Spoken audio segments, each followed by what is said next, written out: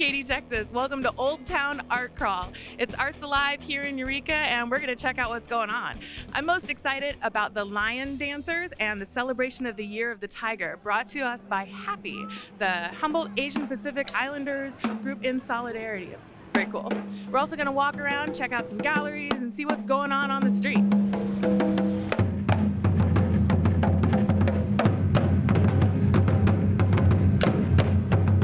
Here checking out Arts Alive. Of course, this is the coolest thing happening at Arts Alive. Yeah. Can you tell me a little bit about Humboldt Taiko? Yes, Humboldt Taiko have been together about 2.5 years. I've been playing Taiko for 20 years now. I started in the Bay Area. Then when I moved to Humboldt about 20 years ago, I kind of like did these two drums here. It's just, I make these drums because there's nobody here that was playing Taiko. So it took me like a year to do that. I kind of play on myself, my own, and then I get, like I said, Humboldt Taiko came, and we started a group, and from then it's till now, I guess. It's impressive. It's very beautiful. I was watching it with my son, who's 5, and I think our favorite thing is watching everybody. Just looks like they're having so much fun. There's so much joy.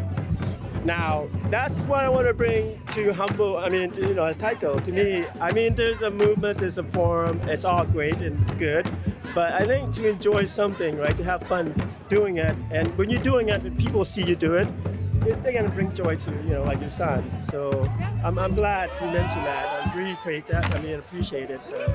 Definitely. And I appreciate that too. Thank you. Yeah. Thank you for talking with us. Yeah, you're welcome. Bye.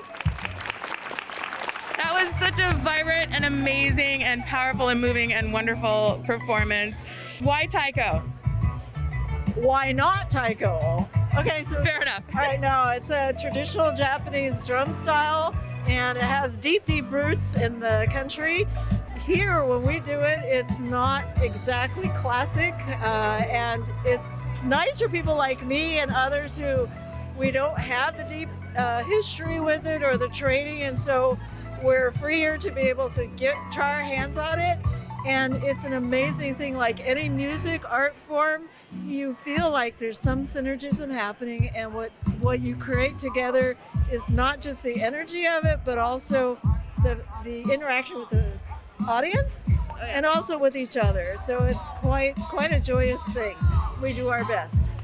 What part does Taiko play in your life, like in general? For me personally, I played Taiko since I was a kid, and I only recently moved to Humboldt about a little less than a year ago. So for me, it brings back a lot of memories. And to find a group here, it's just amazing. Why did you get into Taiko when you were very young? I think I started playing because I heard the drums, couldn't resist it. It was a community group, so actually they just let me join as a kid, and they had a youth group.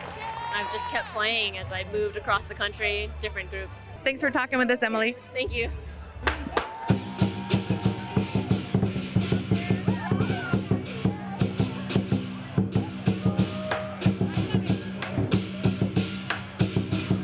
Eastern Ways, we're based out of Sacramento. We've been doing traditional lion dancing, traditional Kung Fu and Tai Chi since 1995.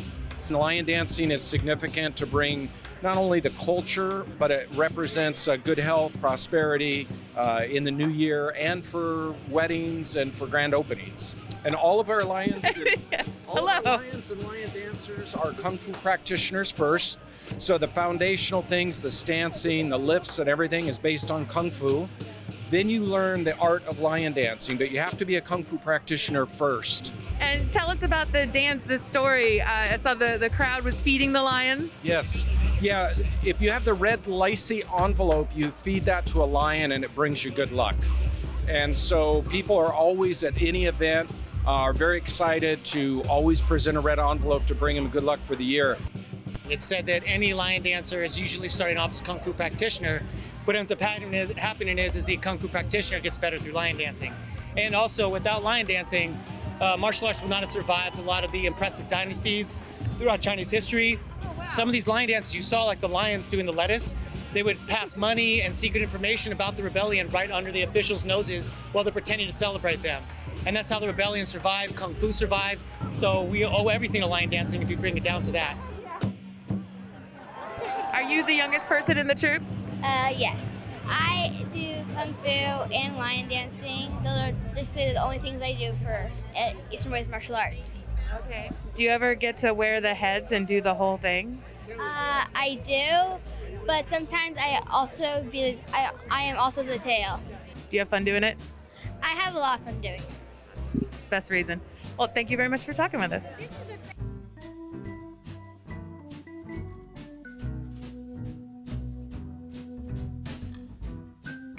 Hi there. There's some lovely pieces here. What's your name? My name is Nick, and this is the Bismuth Wizard. Okay. The Bismuth Wizard. Wow. Are all of these bismuth? Yeah, this is all pure bismuth crystals, and we grow the crystals ourselves. How? So it's a type of metal, and we melt it into a liquid, and then it crystallizes when it cools.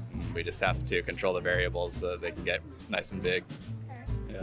So then when the crystals form, they automatically take on these sort of geometric patterns? Yeah, it's a similar process to how a snowflake forms. Beautiful work. I hope you sell all of them and do more science/art stuff. Yeah, definitely. Thank you. Yeah, have fun.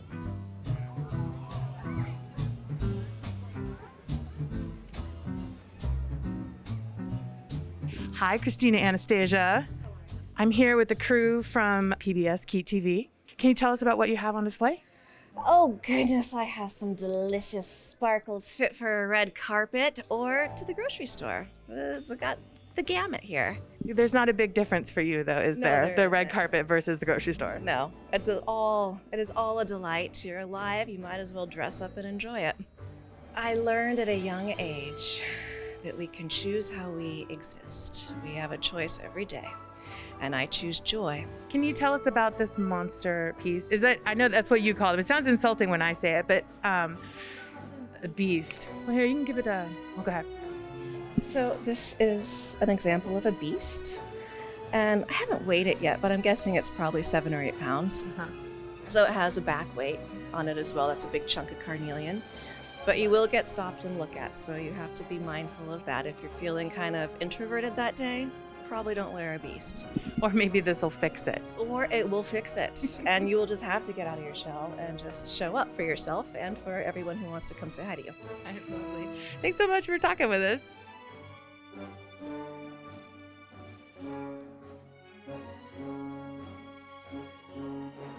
Laura, we just saw your show Over a Good Relations. Wow, it's really beautiful. Thank you very much. It was a lot of fun. So I've been doing a lot of work with brightness cutoffs and like kind of an Andy Warhol style, and I really like selfies. I like how they're your opportunity to show other people kind of how you see yourself. And what's the technique you use to do that? That is actually something that you taught me forever ago. That is the brightness cutoff and the bitmap tracing, like the vectorization process in Inkscape. Okay, so it's digital. You did it through vector illustration. Yeah. Oh, neat. Which I didn't realize that it's a thing and that it counts, and I'm not cheating. It's not cheating to do your art in a computer. Amen. Thank you so much. Thank you so much. I'm gonna go eat dinner now. Okay. Thanks for stopping to talk with us. Thanks for joining us for another Old Town Art Crawl in Eureka. Art is alive.